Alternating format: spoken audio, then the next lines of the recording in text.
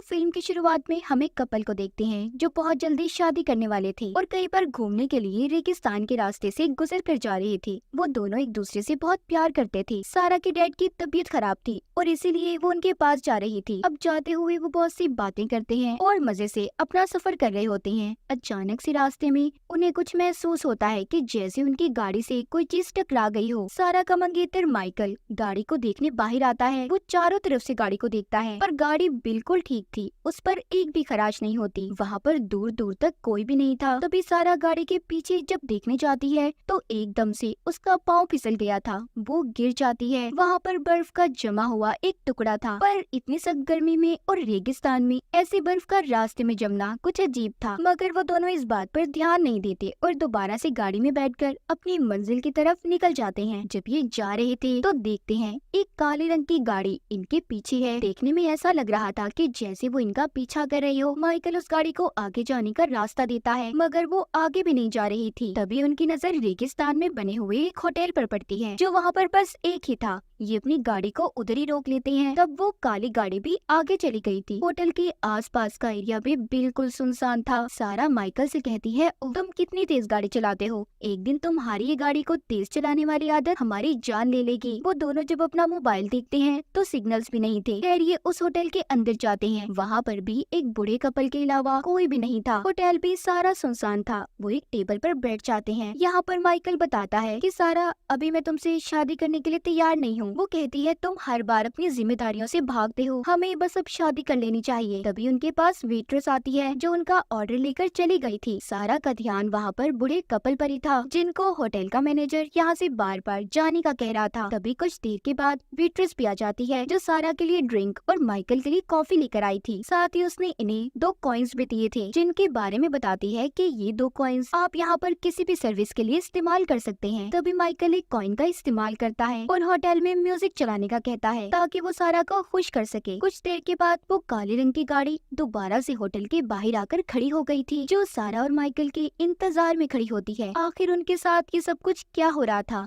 पहले वो काली गाड़ी और फिर ये अजीब सा होटल। अब माइकल यहाँ से वॉशरूम जाता है और सारा ने बचा हुआ खाना पैक करवा लिया था। जब एक दूसरा वेटर सारा को खाना देने आता है तो वो सारा को बिल्कुल अपने डैड जैसा लग रहा था, इसीलिए सारा उस वेटर को पैसों की टिप देती है। वो ये सोचती है कि उसके डैड भी इस उम्र में अब तक उसके लिए काम कर रही हैं। फिर ये दोनों खैर उस होटल से बाहर आ गए थे। अब इस बार गाड़ी सारा चला रही थी क्योंकि पिछली बार माइकल ने गाड़ी को बहुत तेज चलाया था। फिर दोबारा से उनकी गाड़ी से कुछ टकराता है। वो देखते हैं कि जिस रास्ते से वो पहले गुजरे थे फिर से वो उसी रास्ते पर आ गई हैं, जो देखकर दोनों बहुत ज्यादा हैरान होते हैं। दूसरी तरफ होटल में दोनों वेटर्स अपने मैनेजर के पास आते हैं और कहते हैं कि सारा और माइकल दोनों बहुत अच्छे हैं। ये सुनकर मैनेजर कहता है कि मेरे हाथ में कुछ भी नहीं है, अब तो उनके आने वाला कल ही बता सकता है कि उनके साथ आगे क्या होगा। यहाँ पर तो सभी सारा और माइकल को जानते थे, पर कैसे, वो तो पहली बार इस होटल में आए थे। उनके साथ यहाँ पर कुछ तो अजीब होने वाला था जो हमें आगे कहानी में पता चलेगा। तभी हम देखते हैं वहाँ होटल में एक लड़की बैठी हुई थी जो कहती है रोज रोज वो एक काम करके थक चुकी है।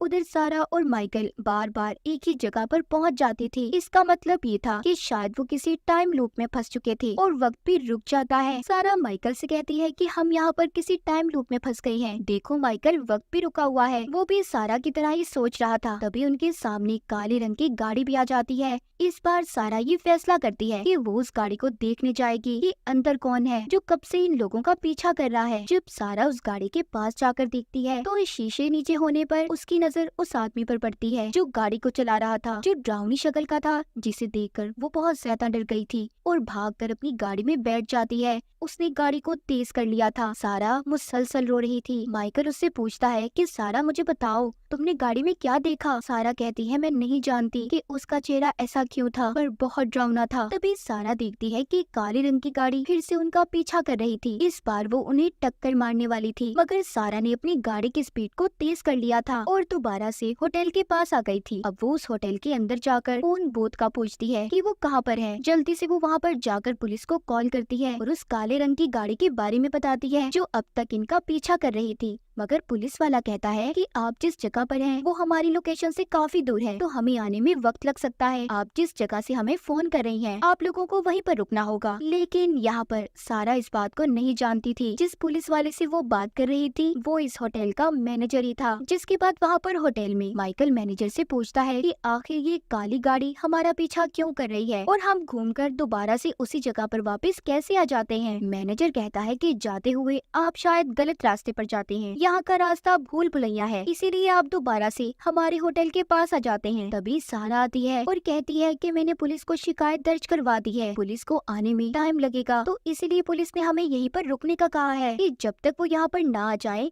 हमें यहीं पर रुकना होगा। मैनेजर भी सुनकर कहता है कि कोई बात नहीं, आप यहाँ पर रुक सकते हैं, हमारे पास एक बहुत ही अच्छा कमरा है। इसका मतलब ये था कि मैनेजर इन दोनों को जानबूझकर यहाँ पर रोकना चाहता था। तभी उसने पुलिस ऑफिसर बनकर भी सारा से बात की थी। खैर अब ये दोनों इधर ही होटल में रुक जाते हैं। सारा वेट्रेस से शराब मंगवाती है पर वो जवाब देती है कि मैम हमारे यहाँ एक ही बार आप शराब को पी सकती हैं। तभी यहाँ पर बैठी एक लड़की सारा से कहती है कि तुम मेरी बोतल को ले सकती हो, वैसे भी मैं यहाँ से जाने वाली हूँ। सारा जब उसे पैसे दे रही थी तो वो कहती है कि पैसे अब उसके किसी काम के नहीं। ये बात सुनकर सारा थोड़ी हैरान हो जाती है। तभी यहाँ पर मैनेजर भी आ गया था जो उस लड़की को अपने साथ चलने का कह रहा था। बाद में मैनेजर हम दोनों को समझाता है कि वो लड़की पागल है, इसीलिए ऐसी बातें कर रही थी। जिसके बाद सारा अपने डैड को कॉल करने जाती है। अजीब बात ये थी कि सारा को अपने डैड की आवाज तो आ रही थी मगर उन तक सारा की आवाज नहीं पहुंच पाती। उधर हम मैनेजर को देखते हैं जो उस पागल लड़की को एक कमरे के अंदर जाने का कहता है जहां पर बहुत अंधेरा था। वो लड़की बहुत ज्यादा रो रही थी। मैनेजर उसे समझाता है कि देखो ये रास्ता तुमने अपने लिए खुद चुना है। इतना कहकर उसने उसे कमरे में धक्का दे दिया था। इधर होटल के अंदर सारा और माइकल के पास वेटर आता है जो इन्हें कह रहा था कि आपको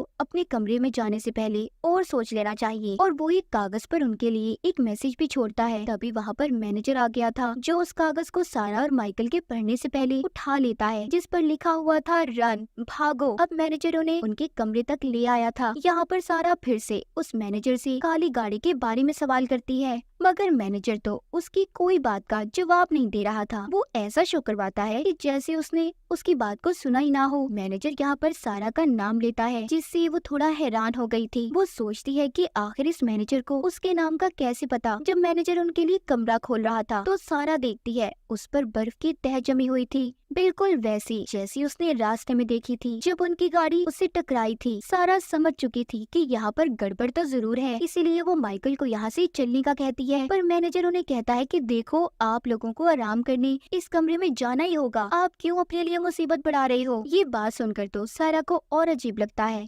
इसीलिए वो दोनों यहाँ से भाग गए थे। आखिर मैनेजर ऐसा क्यों कह रहा था ये हमें कुछ ही देर में पता चलने वाला है। होटल में मैनेजर के पास उसके वेटर आते हैं जो कह रहे थे कि वो लोग अच्छे हैं, हमें उनकी मदद करनी चाहिए। लेकिन मैनेजर कहता है हमारे हाथ में कुछ नहीं है और कोई बात नहीं, अगर वो चले गए हैं वो फिर वापस आ जाएंगे। उधर सारा और माइकल जब जा रहे थे उन्हें फिर से रास्ते में वही आदमी दिखाई देता है जो काली गाड़ी में इनका अब तक पीछा कर रहा था, जिसको सारा ने भी देखा था। उसने सर पर हेड और काले रंग का कोट पहना होता है। इन दोनों को अब भी कुछ समझ नहीं आती कि आखिरकार इनके साथ ये सब क्या हो रहा था, और अब तो वो ये भी जानते थे कि इन सब में मैनेजर भी मिला हुआ है। कुछ देर के बाद फिर से इनकी गाड़ी झटका खाती है पर इस बार वो उस पर ध्यान नहीं देते और आगे की तरफ बढ़ने लगते हैं। तभी वो देखते हैं कि काले रंग की गाड़ी फिर से उनका पीछा कर रही थी। वो इस बार एक प्लान बनाते हैं। माइकल ने इस बार गाड़ी को रिवर्स ले लिया था, यानी कि उल्टा। सारा कहती है कि अगर हम किसी टाइम लूप में भी फंसे होंगे हम निकल जाएंगे, मगर उनका ये प्लान भी फेल हो जाता है। इस बार वो अब पैदल चलने का फैसला करते हैं। उन्होंने अपनी गाड़ी को वहीं पर खड़ा कर दिया था और रेगिस्तान के रास्ते आगे बढ़ते हैं। लेकिन थोड़ा सा आगे जाने पर उन्हें एक गाड़ी का एक्सीडेंट हुआ दिखाई देता है। जब ये उसके पास जाकर देखते हैं तो इन्हें पता चलता है कि ये तो उन्हीं की गाड़ी थी। पर ऐसा कैसे हुआ? जब ये उस गाड़ी के अंदर देखते हैं तो मानो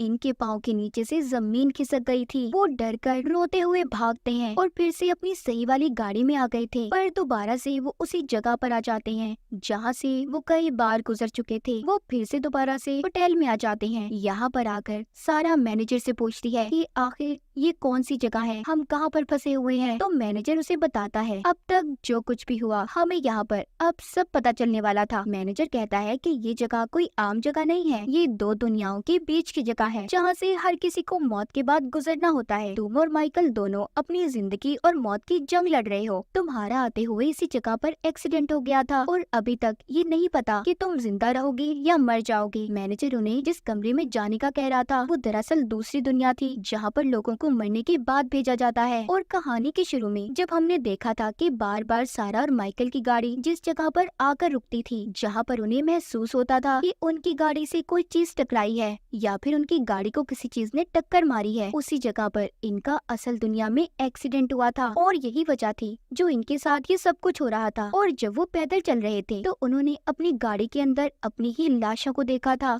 इसीलिए उनकी हालत भी खराब हो गई थी। और जब कहानी के शुरू में सारा ने माइकल से ये भी कहा था कि तुम गाड़ी को जो तेज चलाते हो इससे एक दिन हमारी जान जा सकती है, इसका मतलब ये था कि सारा को कहीं ना कहीं ये पता चल चुका था कि वो मरने वाले हैं। और मैनेजर ने उस लड़की को भी कमरे में इसलिए भेजा था क्योंकि असल दुनिया में वो मरने वाली थी। इस होटल का काम यही था, जो लोग मरने के बाद जिंदगी और मौत के दरमियान में फंसे होते हैं तो यहाँ के लोग उन्हें मौत के बाद वाली दुनिया में भेजने का काम किया करते थे, यानी कि आत्माओं की दुनिया उनकी असल दुनिया में। और जो काली गाड़ी थी वो मौत थी जो इनका अब तक पीछा कर रही थी। मैनेजर सारा से कहता है कि असल दुनिया में अब तुम नहीं बच सकते तो अपने आप को इतनी तकलीफ मत दो और उस कमरे में चली जाओ जहाँ पर आत्माएं मरने के बाद जाती हैं। सारा कहती है मैं जीना चाहती हूँ क्योंकि मैं माँ बनने वाली हूँ, मुझे अपने बच्चे के लिए जीना है। मैनेजर कहता है ये बात तो तय है कि तुम दोनों में से एक ही बचने वाला है, इसलिए सारा ने अब माइकल को सेक्रीफाइस कुर्बान करने का फैसला कर लिया था क्योंकि माइकल के पास जीने की कोई वजह नहीं थी और उसने सारा से शादी करने से भी इनकार कर दिया था। इसीलिए सारा अब जाकर माइकल को गुड बाय बोलती है और कहती है कि तुम्हें हमारे बच्चे के लिए खुद अपनी जान देनी होगी। हमारा साथ यहीं तक था माइकल, तुम्हें अपने बच्चे की खातिर मरना होगा। इसके बाद माइकल को उस कमरे में भेज दिया जाता है। हम असल दुनिया में देखते हैं कि सारा को तो होश आ गया था, उसकी सांसें दोबारा जाती हैं, मगर अब माइकल की मौत हो चुकी थी। और इसी के साथ